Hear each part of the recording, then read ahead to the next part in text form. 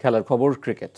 তামিম ইকবাল নেতৃত্বাধীন বিসিবির নতুন অ্যাডহক কমিটিকে এখতিয়ার বহির্ভূত ও বেআইনি বলে মন্তব্য করেছেন সর্বশেষ কমিটির সভাপতি আমিনুল ইসলাম বুলবুল।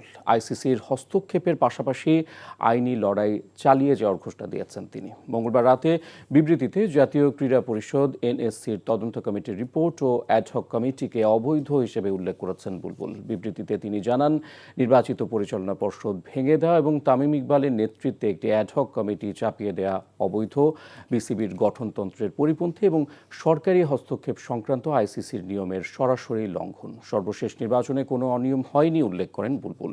তার দাবি, নির্বাচনটি বিসিবি কর্তৃক গঠিত একটি সম্পূর্ণ বৈধ ও 3 সদস্যের নির্বাচন কমিশনের অধীনে স্বচ্ছভাবে অনুষ্ঠিত হয়েছিল।